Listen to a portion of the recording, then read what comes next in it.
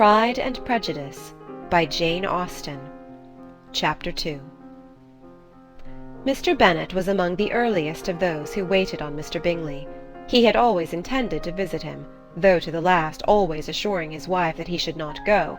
Until the evening after the visit was paid, she had no knowledge of it. It was then disclosed in the following manner.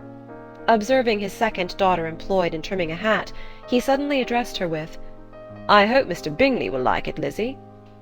"We are not in a way to know what Mr. Bingley likes," said her mother resentfully, "since we are not to visit." "But you forget, mamma," said Elizabeth, "that we shall meet him at the assemblies, and that Mrs. Long promised to introduce him." "I do not believe Mrs. Long will do any such thing. She has 2 nieces of her own. She is a selfish, hypocritical woman, and I have no opinion of her." "No more have I," said Mr. Bennet, "and I am glad to find that you do not depend upon her serving you." Mrs. Bennet deigned not to make any reply, but, unable to contain herself, began scolding one of her daughters. "Don't keep coughing so, Kitty, for heaven's sake! Have a little compassion on my nerves. You tear them to pieces." "Kitty has no discretion in her coughs," said her father. "She times them ill." "I do not cough for my own amusement," replied Kitty fretfully. "When is your next ball to be, Lizzie?" "To-morrow fortnight."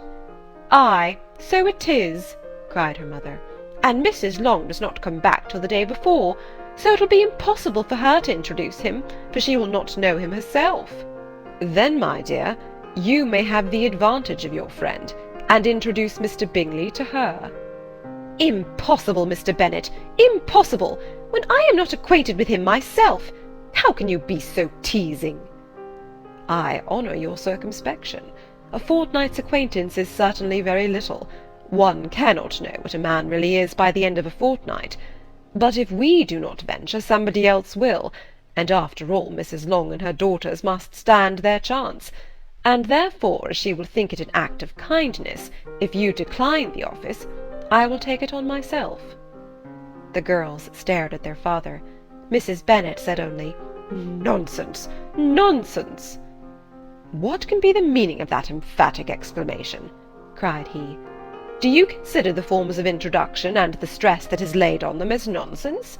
I cannot quite agree with you there. What say you, Mary? For you are a young lady of deep reflection, I know, and read great books and make extracts." Mary wished to say something sensible, but knew not how. "While Mary is adjusting her ideas," he continued, "let us return to Mr. Bingley." "I am sick of Mr. Bingley," cried his wife. "I am sorry to hear that. But why did you not tell me that before? If I had known as much this morning, I certainly would not have called on him. It is very unlucky, but as I have actually paid the visit, we cannot escape the acquaintance now." The astonishment of the ladies was just what he wished, that of Mrs. Bennet perhaps surpassing the rest, though when the first tumult of joy was over, she began to declare that it was what she had expected all the while.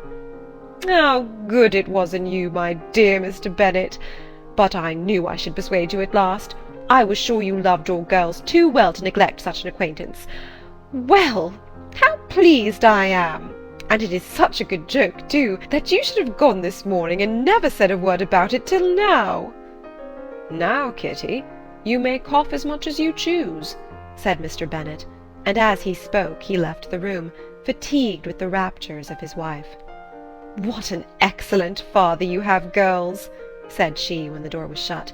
"I do not know how you will ever make him amends for his kindness, or me either, for that matter.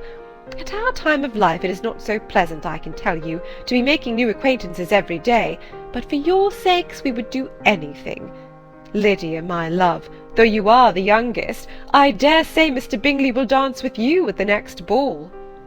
"Oh," said Lydia stoutly, "I am not afraid, for though I am the youngest, I'm the tallest." The rest of the evening was spent in conjecturing how soon he would return Mr. Bennet's visit, and determining when they should ask him to dinner. Chapter 3.